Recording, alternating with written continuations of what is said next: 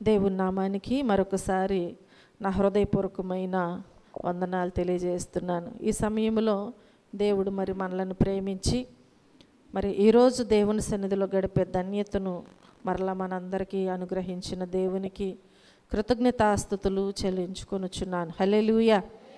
మనం జ్ఞాపకం చేసుకున్నట్లయితే మరి ఈ 25 నుంచి క్రిస్మస్ సందేశాలు ప్రారంభమైనవి అన్నమాట. ఈ 25 నుంచి క్రిస్మస్ సందేశాలు ప్రారంభమైనవి జ్ఞాపకం చేసుకోండి. మరి దేవుని సన్నిధిలో ప్రతి ఒక్కరూ కూడా ప్రతి మన మందిరం అనే కాదు, ప్రతి మందిరాలలో, ప్రతి గృహాలలో, ప్రతి ఒక్క బిడ్డ జీవితంలో దేవుడు ఆయన శాంతి సమాధానము మరి ఆయన కృప నిత్యము తోడయుండి ఆదరించి రక్షించునుగాక. ఆమేన్, ఆమేన్. ఈరోజు మనము దేవుని వాక్యాన్ని జ్ఞాపకం చేసుకుందాం. మన అంశం ఏంటంటే మొదటి క్రిస్మస్లో జరిగినటువంటి విశేషాల గురించి మనం జ్ఞాపకం చేసుకుందాం. అంటే ఆయన పుట్టినప్పుడు జరిగినటువంటి విశేషాలు మనం కొన్ని విషయాలను జ్ఞాపకం చేసుకుందాం. వాక్య భాగముగా లూకాసు వార్త 2వ అధ్యాయము 10-11 వచనాలలో మనం చూసినట్లయితే, అయితే ఆ దూత భయపడకుడి, ఇదిగో ప్రజలందరికీ కలుగబోవు మహా సంతోషకరమైన సువర్తమానము నేను మీకు తెలియజేయుచున్నాను. దావీదు పట్టణమందు నేడు రక్షకుడు మీ కొరకు పుట్టియున్నాడు. ఈయన ప్రభువైన క్రీస్తు, దానికిదే మీ కానవాలు. హల్లెలూయా. చూడండి ప్రియమైన దేవుని బిడ్డలారా, మనం జ్ఞాపకం చేసుకున్నట్లయితే దేవుని వాక్యము ఏమని మనకు తెలియజేస్తుంది అంటే, ఆ దూత ఏమంటుందంటే భయపడకుడి అని సెలవిస్తుంది. ఏమంటుంది? భయపడకుడి. అలాగే ప్రజలందరికీ ఏం కలుగుచున్నదంట? మహా సంతోషకరమైన సువర్తమానమును మోసుకొని వచ్చిందంట. హల్లెలూయా, హల్లెలూయా. నిజంగా ఈ లోకంలో మనం జ్ఞాపకం చేసుకుంటే కొన్నిసార్లు మన కుటుంబాలలో ఏదైనా ఒక విశేషం జరిగినప్పుడు మనకు అదొక శుభవర్తమానము. దానిని ఏం చేస్తామంటే అనేకులకు ఏం చేస్తాం? తెలియజేస్తూ ఉంటాం. మా కుటుంబంలో, మా బిడ్డ జీవితంలో, లేదంటే మా జీవితాలలో పిల్లలకు ఏదైనా వివాహము కుదిర్చబడిన, లేదంటే సంతానము కలిగిన, ఇంకా అనేకమైన శుభకార్యాలు ఉంటాయి కదా. ఏదైనా జరిగినప్పుడు మనం ఏం చేస్తామంటే అనేకులకు వాటిని పంచుకుంటూ ఉంటాం. అదేంటి? సంతోషము. అవునా? సంతోషంగా ఏం చేస్తాం? అందరికీ తెలియజేస్తాం. అంటే అది ఎవరికి అంటే మనకిను మనం చెప్పబోయే వారికి మాత్రమే. ఊరందరికీ సంతోషం అని చెప్పం కదా. కానీ ఇక్కడ మనం జ్ఞాపకం చేసుకుంటే ప్రజలందరికీ అంట. ఇది ఎవరికి సంతోషము? ప్రజలందరికీ కలుగబోవు మహా సంతోషకరమైన సువర్తమానము నేను మీకు తెలియజేయుచున్నాను. అదేంటి అంటే, దావీదు పట్టణమందు రక్షకుడు ఏమై ఉన్నారంట? నేడు రక్షకుడు మీ కొరకు పుట్టియున్నాడు. ఈయన ప్రభువైన క్రీస్తు. హల్లెలూయా, హల్లెలూయా. చూడండి ప్రియమైన దేవుని బిడ్డలారా, అయితే ఈరోజు మనము మొదటి క్రిస్మస్లో జరిగినటువంటి 7 విషయాలను మనం జ్ఞాపకం చేసుకుందాం. 7 విషయాలను మనం ఈరోజు జ్ఞాపకం చేసుకుందాం. మొదటగా మనం చూసినట్లయితే దేవుని వాక్యములో నుంచి మొదటి క్రిస్మస్ వేదిక ఎక్కడ జరిగింది అంటే బెత్లెహేములోని పశువుల పాకలో జరిగింది. ఎక్కడ జరిగింది? మొదటి క్రిస్మస్ వేదిక ఎక్కడ? బెత్లెహేములోని పశువుల పాకలో జరిగింది. హల్లెలూయా, హల్లెలూయా. చూడండి మత్తయి సువార్తలో మనకి విషయాలన్నీ కూడా తెలియజేయబడతా ఉంటాయి. మత్తయి సువార్త 2వ అధ్యాయము 8వ వచనములో చూస్తే, మీరు వెళ్ళి ఆ శిశువు విషయమై జాగ్రత్తగా విచారించి తెలుసుకొనగానే నేనును వచ్చి ఆయనను పూజించున్నట్లు నాకు వర్తమానము తెండని చెప్పి వారిని బెత్లెహేమునకు పంపాను. అంటే ఇప్పుడు ఆయన ఎక్కడున్నారు కదా? అంటే ఇప్పుడు మొట్టమొదటి క్రిస్మస్ వేదిక అంటే మహా సంతోషకరమైనటువంటి శుభవర్తమానము, ఆ మహా సంతోషకరమైన క్రిస్మస్ ఆరాధన, ఆ సంబరము, ఆ వేడుక, ఆ వేదిక ఎక్కడుంది అని మనం జ్ఞాపకం చేసుకుంటే బెత్లెహేములో ఉన్నటువంటి పశువుల పాకలో. హల్లెలూయా, హల్లెలూయా. చూడండి, మేకా గ్రంథములో మనం చూస్తే 5వ అధ్యాయము 2వ వచన భాగములో మనం జ్ఞాపకం చేసుకున్నట్లయితే బెత్లెహేము ఎఫ్రాతా యోదావారి కుటుంబములలో నీవు స్వల్ప గ్రామమైనను నా కొరకు ఇశ్రాయేలీయులను ఏలబోవు వాడు నీలో నుండి వచ్చును. పురాతన కాలము మొదలుకొని శాశ్వత కాలము ఆయన ప్రత్యక్షమగుచుండెను. హల్లెలూయా. దేవుని వాక్యము సెలవిస్తుంది కదా, బెత్లెహేము ఎఫ్రాతా యోదావారి కుటుంబములలో నీవు స్వల్ప గ్రామమైనను, అంటే బెత్లెహేము ఒకవేళ స్వల్పమైనది అయినప్పటికీ కూడా దేవుడు ఎక్కడ జన్మించి ఉన్నారు? స్వల్ప గ్రామాన్ని దేవుడు ఎన్నిక చేసుకున్నారు. ఆయన వేదిక స్వల్పమైనది ఎన్నిక చేసుకున్నట్లుగా మనం చూస్తున్నాం. కనుక ప్రియమైన దేవుని బిడ్డలారా, నా కొరకు ఇశ్రాయేలీయులను ఏలబోవాడు నీలో నుండి వచ్చును అని దేవుని వాక్యం ఇక్కడ సెలవిస్తుంది. ఆయనంట పురాతన కాలము మొదలుకొని శాశ్వత కాలము కూడా ఆయన ప్రత్యక్షమవుతూనే ఉంటారంట. ఆనాడు జన్మించినటువంటి దేవుడు ఈరోజు వరకు మనకు తోడుగా ఉండి మనతో మాట్లాడుతూనే ఉన్నారు, మనతోనే ఉన్నారు. హల్లెలూయా. మనతోనే ఉన్నాడు మన దేవుడు, మనకు సహాయము చేస్తూనే ఉన్నారు. కనుక ప్రియమైన దేవుని బిడ్డలారా, ఆ గొప్ప దేవుని విషయంలో మనం ఇందాక లోకాసు వార్తలో చదివాం కదా, లోకాసు వార్తలో 2వ అధ్యాయము 11వ వచనములో మనం చదివాం కదా. ఏంటది? దానికి ఇదే మీ కానవాలు. 11వ వచనములో దావీదు పట్టణమందు నేడు రక్షకుడు మీ కొరకు పుట్టి ఉన్నాడు, ఈయన ప్రభువు అయిన క్రీస్తు అని సెలవిస్తూ ఉంటుంది. మన కొరకు పుట్టినటువంటి దేవుని యొక్క మొదటి క్రిస్మస్ వేదిక ఎక్కడ ఉంది అంటే బెత్లెహేములోని పశువుల పాకలో ఉన్నట్లుగా మనం చూస్తూ ఉంటున్నాం. రెండవదిగా మనం చూసినట్లయితే, జ్ఞాపకం చేసుకున్నట్లయితే, మొదటి క్రిస్మస్ ప్రసంగికుడు అన్నమాట. అవునా? ఇప్పుడు మనం ఎక్కడ చూసినా కానీ క్రిస్మస్ గురించి ఇప్పుడు ప్రారంభించబడతాయి అన్నమాట. ఈ నెలంతా కూడా దేని గురించి చెప్తారు? క్రిస్మస్ గురించి, దేవుని యొక్క జన్మదిన ఆ విషయాలన్నీ కూడా తెలియజేస్తూనే ఉంటారు. ఈ నెలంతా కూడా వాటి గురించే చెప్తూ ఉంటారు. అయితే యేసు ప్రభు వారు పుట్టినప్పుడు అందరికంటే ముందుగా మొట్టమొదటి ప్రసంగికులు ఉన్నారు. హల్లెలూయా. ఇప్పుడైతే వేల కొలదిగా ఉన్నారు, కానీ అప్పుడు ఒక్కరే.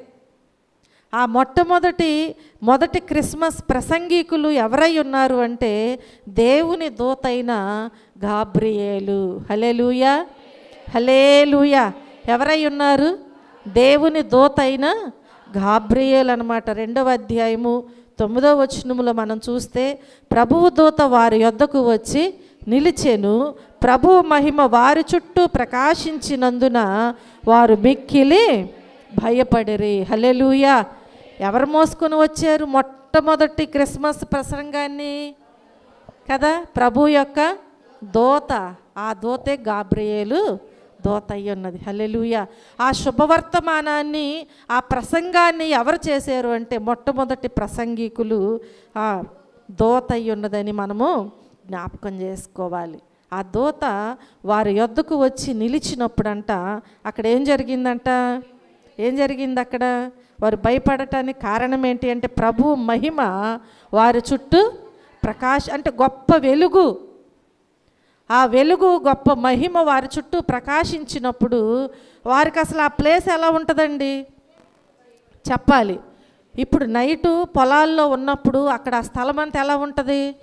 చీకటిగా ఉంటుంది. పొలాల్లో ఎక్కడ లైటింగ్ ఉండదు కదా. అలాంటి సమయంలో వారు బిక్కుబిక్కుమంటూ వారి దగ్గర ఉన్న లైట్లేవో పెట్టుకొని వారు వాటి మందను కాచుకుంటూ జాగ్రత్తగా అక్కడ నివాసం చేస్తూ ఉంటారు. కానీ అలాంటి సమయంలో ఆ దూత వచ్చి అక్కడ నిలబడగానే వారి చుట్టూనంట ఆ వెలుగు ప్రకాశించిందంట. హల్లెలూయా.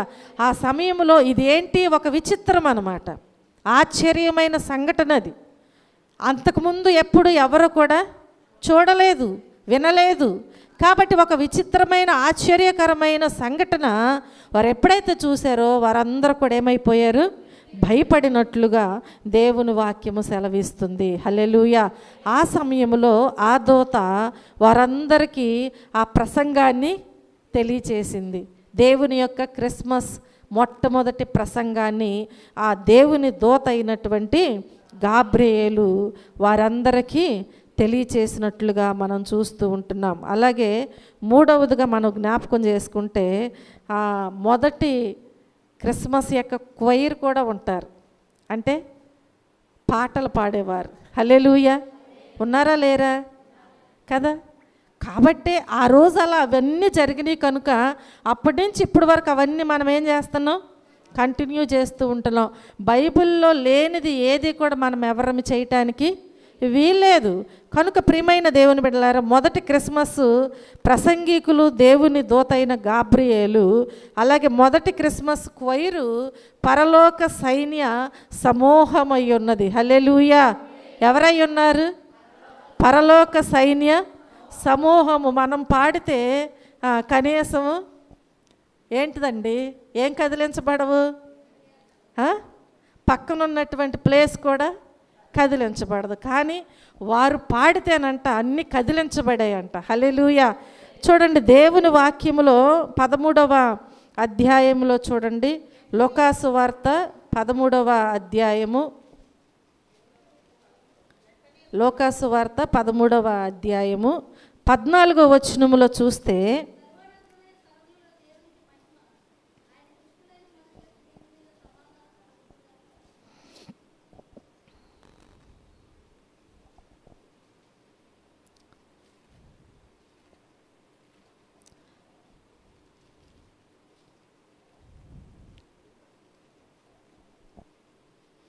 రెండవ అధ్యాయము 14వ వచనంలో చూస్తే, వెంటనే పరలోక సైన్య సమూహము ఆ దూతతో కూడా నుండి సర్వోన్నతమైన స్థలములలో దేవునికి మహిమయు ఆయనకిష్టులైన మనుష్యులకు భూమి మీద సమాధానమును కలుగునుగాక అని దేవునికి స్తోత్రము చేయుచుండెను. హల్లెలూయా. ఎవరంట వీళ్ళు, ఎవరంట, పరలోక సైన్య సమూహం అంట. ఎవరితో కూడా ఉండి, ఎవరితో కూడా ఉన్నారు అంటే వెంటనే జరిగింది.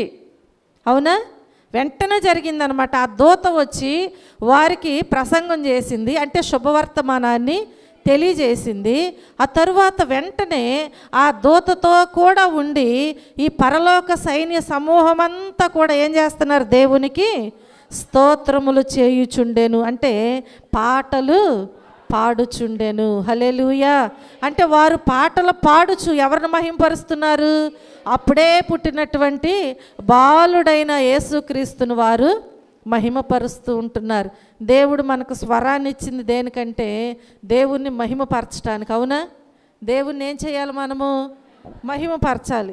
అలా మనం మహిమపరచుకోకుండా దేవుడిచ్చిన స్వరాన్ని మనం అలాగే పెట్టుకున్నాం అనుకోండి, ఒక్క తలాంతుని ఆ నాణ్యమును భూమిలో పాతిపెట్టిన వాడిలాగా పెట్టామనుకోండి, ఇప్పుడు ఏమైద్ది, పాట ఉంది కదా, ఏం పాట అది, ఏం పాట అండి, స్వరమంతా పోయాక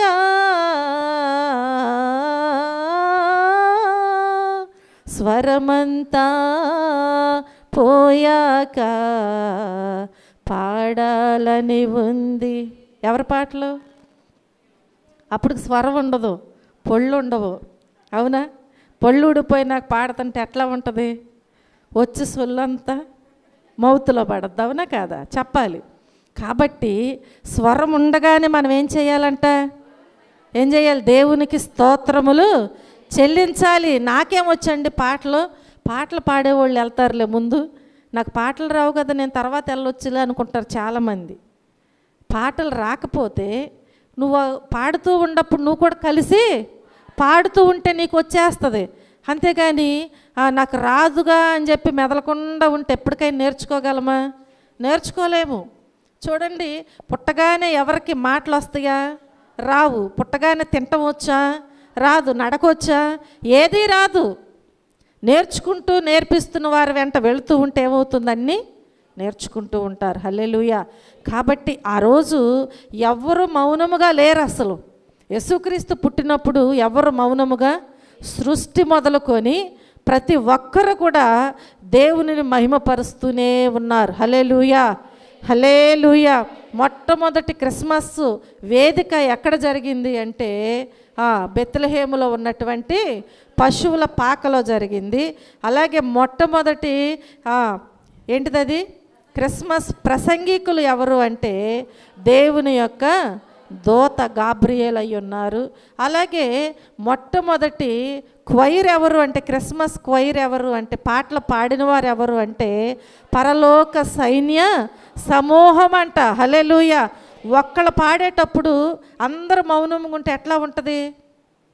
దగ్గొచ్చి మళ్ళీ పాట ఆపి ఎత్తుకుని, అవునా కాదా, చెప్పాలి. ఆ పాట పేలగానో బండగానో ఏదో ఒక రకంగా వస్తూ ఉంటుంది. అలాగే అందరూ కలిసి సమూహంగా పాడితే ఎలా ఉంటుంది? అదే పాటని గంభీరంగా ఉంటుంది. అవునా, అవునా కాదా? అందరం కలిసి పాడుతుంటే ఎలా ఉంటుంది? చూడముచ్చటగా, వినటానికి మంచిగా అనిపిస్తూ ఉంటుంది. చూడండి, అక్కడ సైన్యం అంతా కలిసి పాడినట్లుగా చూస్తున్నాం. ఆమె పాడుతుంటే మనం ఎందుకు కలవాలన్నట్లుగా వారెవరు లేరు అసలు. కాబట్టి ప్రియమైన దేవుని బిడ్డలారా, యేసుప్రభు వారు పుట్టినప్పుడు ఆ సమస్త ఆరాధన క్రమములు అక్కడ జరిగినట్లుగా మనము చూస్తూ ఉంటున్నాం. హల్లెలూయా, హల్లెలూయా. అలాగే మనం జ్ఞాపకం చేసుకున్నట్లయితే మొదటి క్రిస్మస్ పాట ఏంటి అంటే దేవునికి స్తోత్రము గీతము అని ఉంది. అది ఉందా ఇప్పుడు మనకి? ఆంధ్ర క్రైస్తవులో ఉంది, ఉజ్జీవ కీర్తనలో కూడా ఉంది. అవునా? దేవునికి స్తోత్రము గానము చేయుటయే మంచిది, మనమందరము స్తుతి గానము చేయుటయే మంచిది. హల్లెలూయా. మంచిదంట. ఏంటిదది? దేవునికి స్తోత్రము చేయటము మంచిది అని దేవుని వాక్యము మనకి తెలియచేయబడుచు ఉంటుంది. హల్లెలూయా. కనుక మొదటి పాట ఏంటంటే దేవునికి స్తోత్ర గీతమై ఉన్నది. 13వ వచనం నుంచి 14వ వచనం వరకు మనకు చదువుకున్న విషయములో వ్రాయబడి ఉన్నది. కాబట్టి ప్రియమైన దేవుని బిడ్డలారా, ఈ లోకములో అనేకమైన పాటలు పాడుతూ ఉంటారు, వ్యర్థమైనటువంటి పాటలు. వాటి వలన మనకు ఎవరికి ప్రయోజనము లేదు. అలాగే దేవుని యొక్క ఆధ్యాత్మిక గీతాలు మనం పాడుకుంటూ ఉంటే మన మనసుకు నెమ్మది వస్తుంది. కొన్ని పాటలు వాక్యం ఎలా ఆదరిస్తుందో పాటలు కూడా ఆదరిస్తాయి. ఒక్కొక్క పాట నిన్ను రక్షిస్తుంది. అసలు ఒక్కొక్క పాట నీకు ఒప్పుకోలను కలుగు చేస్తుంది. ఒక్కొక్క పాట నిన్ను బలపరుస్తుంది. అలా పాటల ద్వారాగా బలపరచబడేవారు, ఆదరించబడేవారు, రక్షణ మార్గంలోనికి వచ్చేవారు, పాపాలను ఒప్పుకునేవారు, ఇలా అనేక మంది ఉంటున్నారు. భక్తులు మరి ఎంతో కష్టపడి పాటలు రాస్తున్నారు. పాటలు ఊరికే వస్తున్నాయా? ఇప్పుడు వచ్చినట్టుగా కాదు. ఆనాడు పాటలన్నీ కూడా ఒక అర్థవంతమైనటువంటి పాటలు. ఎంతో చక్కగా వారు ఏం చేసేవారు అన్నమాట, ఆ పాటలను కూర్చి ఆ చక్కటి ఆత్మీయ గీతాలను వారు రచించి ఉన్నారు. అలాగే భక్తులు ఎంతో చక్కగా పాడి ఉన్నారు. ఆనాడు పరలోక సైన్య సమూహము ఎలా పాడారో అలాగే భక్తులు చక్కగా పాడి ఉన్నారు. హల్లెలూయా. ఈరోజు మనకు కూడా దేవుడు అవకాశం ఇచ్చారు పాడటానికి. ఇచ్చారా లేదా? ఇచ్చారు. దేవుడు అందరికి ఇచ్చారు. కానీ సైన్య సమూహం అంతా సద్వినియోగం చేసుకున్నట్లుగా మన సంఘం అంతా సద్వినియోగము చేసుకోలేకపోతున్నారు. నేను ముసలోళ్ళని, లేదంటే నాకు స్వరం లేదు, లేదంటే నాకు చదువు లేదు, నాకు పాటలు రావు, ఇలాంటి వద్దు. అసలు దేవుడు అందరికీ సహాయం చేసే దేవుడే. అవునా? ఈ లోకంలో ఏదైనా ఒక సంఘటన జరిగిందంటే అది సంవత్సరాలు ఏం చేస్తున్నాం, మనం జ్ఞాపకం ఉంచుకుంటున్నాం. ఒక పాట పాడేటప్పుడు ఆ పాటను నువ్వు దాంతో ఫాలో అవుతూ ఉంటే 10 సార్లు పాడగా ఏమవుతుంది? ఆ పాట నీకు వచ్చేస్తుంది. కాబట్టి ఆనాడు వారందరూ ఎంత చక్కగా పాడి ఆనందించి ఉన్నారో, అలాగే దేవుని యొక్క ఆ గీతాలు కూడా మనం కూడా పాడి ఏం చేయాలి? దేవుణ్ణి స్తుతిస్తూ ఉండాలి, ఆనందిస్తూ ఉండాలి. హల్లెలూయా. అలాగే మొదటి క్రిస్మస్ వర్తమానం ఏంటి అంటే, అక్కడ మనం జ్ఞాపకం చేసుకుంటే 2వ అధ్యాయము 10వ వచనం నుంచి 14వ వచనం వరకు ఆ క్రిస్మస్ యొక్క వర్తమానమై ఉన్నది. నేడు రక్షకుడు మీ కొరకు పుట్టి ఉన్నాడు అనేటువంటి వర్తమానాన్ని అక్కడ తెలియజేసి ఉన్నారు. హల్లెలూయా. ఎక్కడి నుంచి? 10 నుంచి 14 వరకు ఆ వర్తమానాన్ని తెలియజేసి ఉన్నారు. అయితే ఆ దూత, భయపడకుడి, ఇదిగో ప్రజలందరికీ కలుగబోవు మహా సంతోషకరమైన సువర్తమానము నేను మీకు తెలియజేయుచున్నాను. దావీదు పట్టణమందు నేడు రక్షకుడు మీ కొరకు పుట్టి ఉన్నాడు. ఈయన ప్రభువైన క్రీస్తు. దానికి ఇదే మీ కానవాలు. ఒక శిశువు పొత్తిగుడ్డలతో చుట్టబడి ఒక తొట్టెలో పండుకొని ఉండుట మీరు చూచెదరని వారితో చెప్పాను. వెంటనే పరలోక సైన్య సమూహము ఆ దూతతో కూడా నుండి సర్వోన్నతమైన స్థలములలో దేవునికి మహిమయు ఆయనకిష్టులైన మనుషులకు భూమి మీద సమాధానమును కలుగునుగాక అని దేవుని స్తోత్రము చేయుచుండెను. హల్లెలూయా, హల్లెలూయా. క్రిస్మస్ యొక్క మొదటి వర్తమానమై ఉన్నది ఇది. కనుక ప్రియమైన దేవుని బిడ్డలారా, దీనిలో ఒక శ్రేష్టత మనకు కనిపిస్తూ ఉంటుంది. ఒక శ్రేష్టమైనటువంటి ఆ వర్తమానాన్ని అక్కడ వారికి అందించి ఉన్నారు.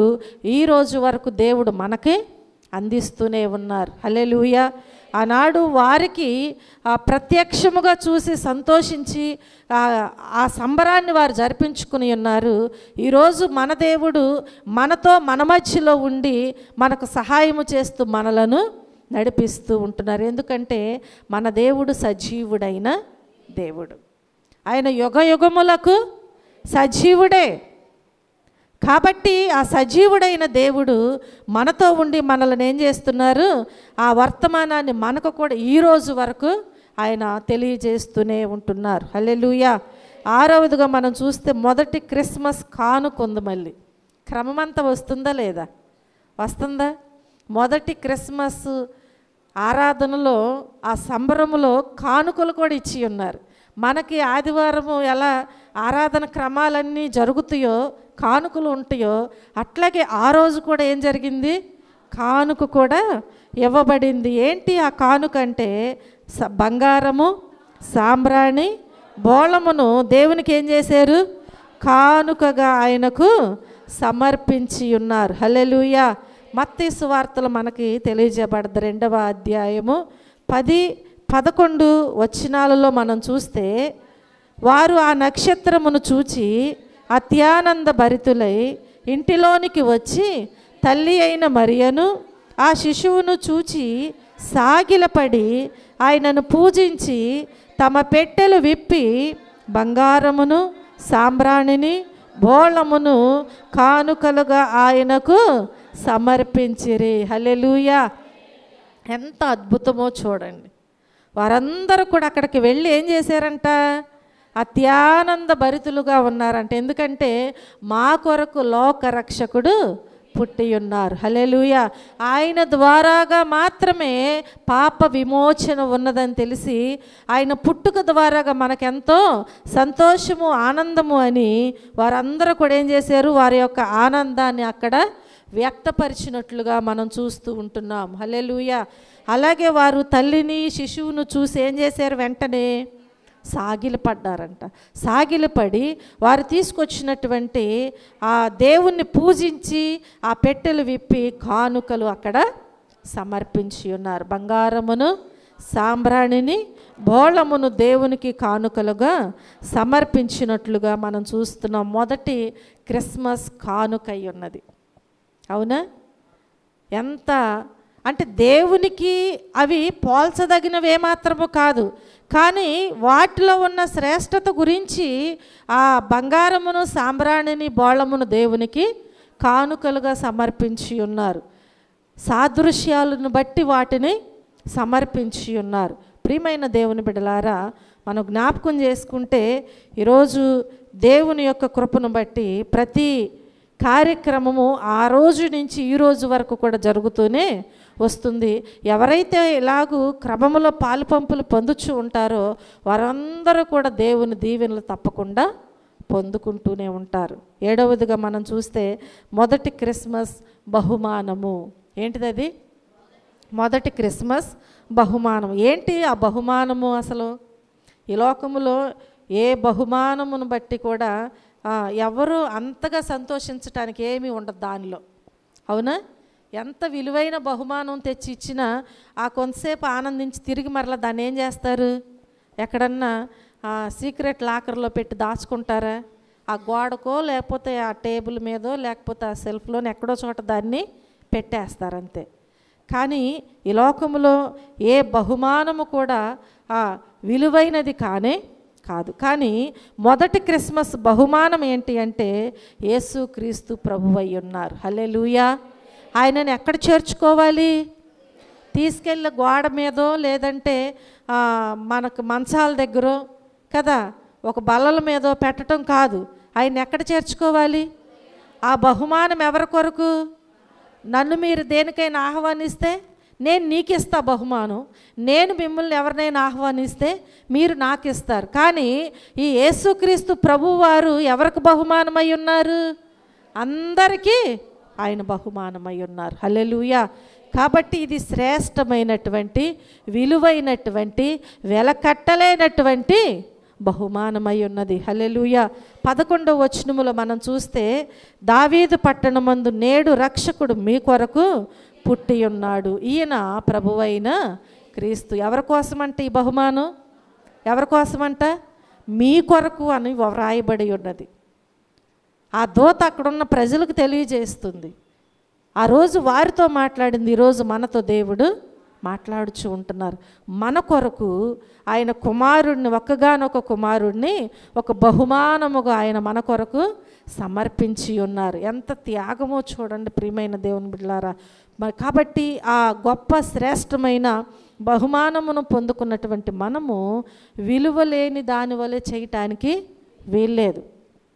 విలువలేని దాని వలె చేయటానికి వీల్లేదు. ఒకవేళ ఏదైనా అలంకరించుకోవటానికి తీసుకొచ్చి పెట్టి 1 సంవత్సరం 2 సంవత్సరాలు అయిన తర్వాత అది బాగోలేదు, మరలా క్రొత్త తెచ్చి పెట్టుకుందామని దాన్ని తీసి పడేసినట్లుగా అలా ఊహించుకోవటానికి వీల్లేదు. ఈ బహుమానము, ఈ శ్రేష్టత ఎక్కడ నిలపబడాలి అంటే నీ హృదయములో ఉండాలి. నీ హృదయములో స్థలం ఇవ్వాలి.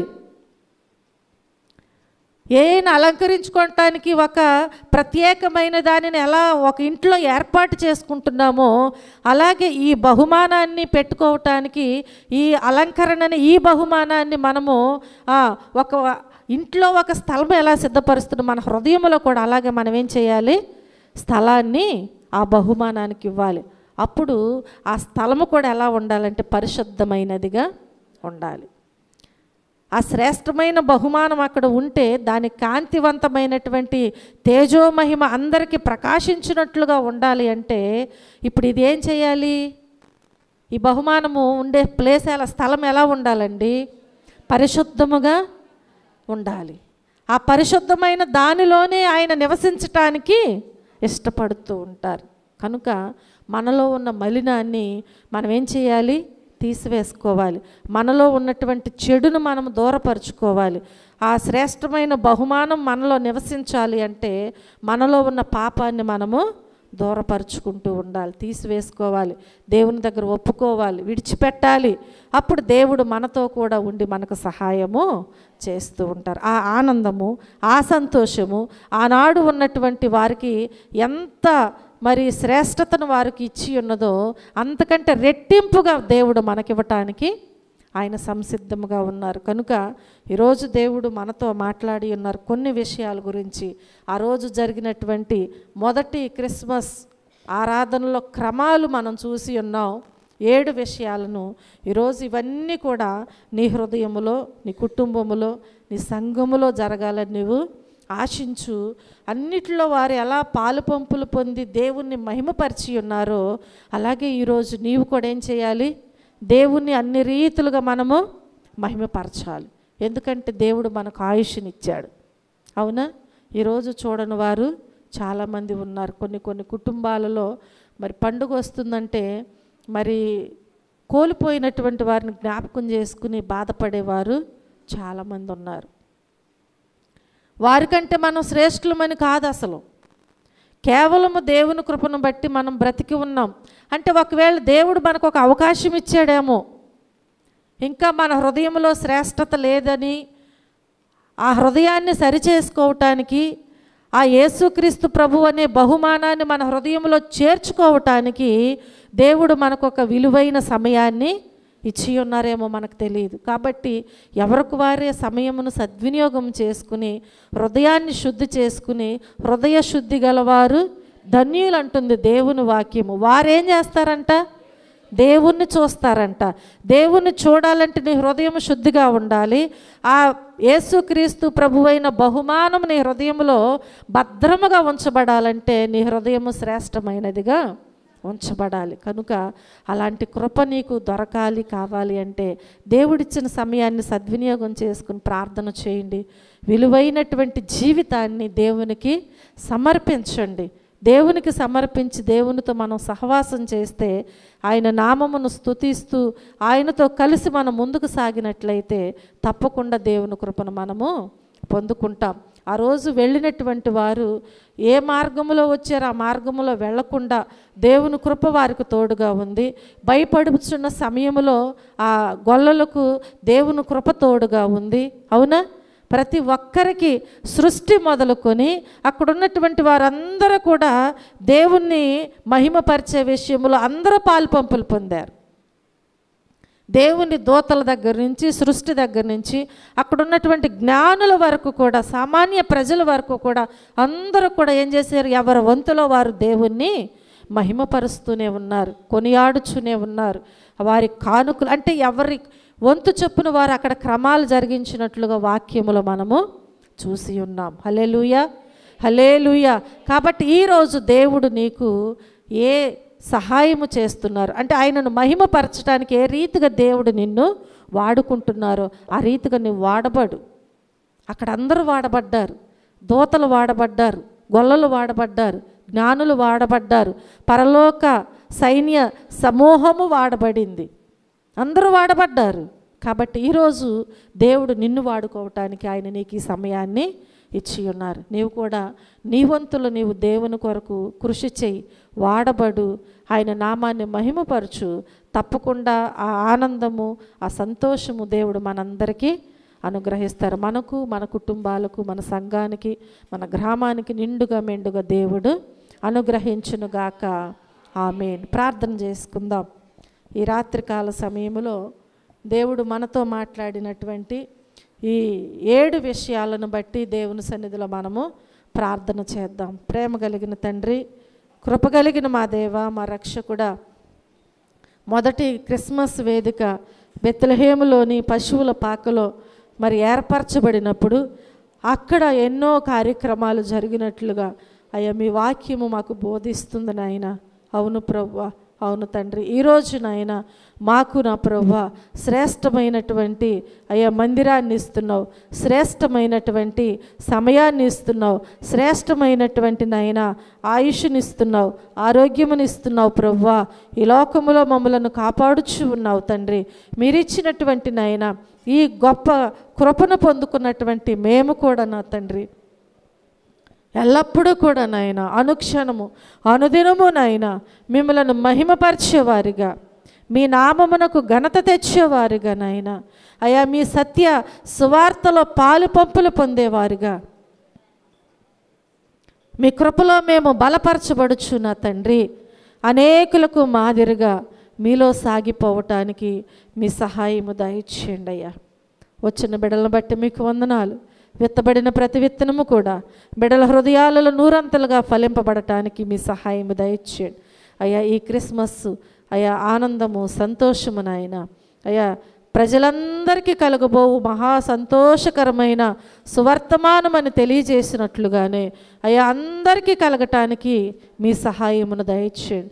ఎవ్వరూ కూడా నా ప్రభు నిరాశతో, నిస్పృహతో నాయన వేదనతో దుఃఖముతో నాయన, అసమాధానముతో, భయముతో ఉండకుండా నా ప్రభువా, ప్రతి ఒక్కరు కూడా మీరిచ్చిన సమాధానముతో నాయన, శాంతితో నా ప్రభువా, ఆయుష్తో, ఆరోగ్యముతో నా ప్రభువా, మీరిస్తున్నటువంటి నాయన కృపను బట్టి నా ప్రభు మీ నామమును మహిమపరచునట్లుగా మీ సహాయము దయచేయండి తండ్రి. మీకు వందనాలు.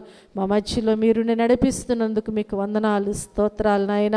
దయగలిగిన దేవా, అయా ప్రతి కార్యక్రమంలో మీరు నడిపించే దేవుడు నాయన, ప్రతి విషయంలో తోడయుండి ఆదరించే దేవుడు నా ప్రభువా, ప్రతి విషయంలో మాతో ఉండి నాయన మమ్మలను బలపరిచే దేవుడు నా ప్రభువా, మీకు వందనాలు, స్తోత్రములు, స్తోత్రములయ్యా. దుష్టుడు అపవాది అనేక రీతులుగా చెలరేగుచూ ఉంటాడు ప్రభువా. ఏ కుటుంబంలో ఎలాంటి గలిబిలి లేకుండా చేయండి అయ్యా. ఏ జీవితంలో ఎలాంటినైనా అయా గలిబిలులు రాకుండా అయా మీ సహాయమును దయచేయండి. ప్రతి ఒక్కరు కూడా మీ మీద ఆధారపడుచు ముందుకు సాగిపోవటానికి సహాయము దయచేయండి ప్రభువా, మీకు వందనాలు. మా మధ్యలో మీరు నడిపించండి అయ్యా. మీ సహాయమును దయచేయమని అడుగుచున్నాను ఈ సమయంలో నా ప్రభువా. అయా కూడి వచ్చిన బిడ్డలందరూ కూడా సంతోషముతో, ఆనందముతో నా ప్రభువా మీ నామమును స్తుతించి ఉన్నారు, ప్రార్థించి ఉన్నారు అయ్యా. ఇదిగో నా ప్రభువా, మీరు మాట్లాడినప్పుడు నాయన విలువైన శ్రేష్టమైన మాటలు విని ఉన్నారు ప్రభువా. ఆ శుభవర్తమానమును తిరిగి వారు నాయన వారి వారి గృహాలకు మోసుకుని వెళ్ళుచుండగా ఆనాడు నా తండ్రి ఎలాగూ నా ప్రభు అక్కడున్న వారికి తోడై ఉన్నారు, అలాగే మాకును మీరు తోడయ్యుండి మీ ఆత్మతో నడిపించమని, మీరే మహిమ ఘనత ప్రభావములు పొందమని యేసుక్రీస్తు అతి శ్రేష్టమైన నామములో ఈ ప్రార్థనా మనవలు అడిగి వేడుకుని పొందుకొని ఉన్నాము మా పరమ తండ్రి, ఆమేన్. మన తండ్రి అయిన దేవుని ప్రేమ, కుమారుడైన యేసుక్రీస్తు కృప, పరిశుద్ధాత్మని యొక్క అన్యోన్య సహవాసము, ఆదరణ ఇప్పుడు ఎల్లప్పుడు సదాకాలము తోడయ్యుండి ఆదరించి రక్షించునుగాక, ఆమేన్. అందరం కూర్చుందాం.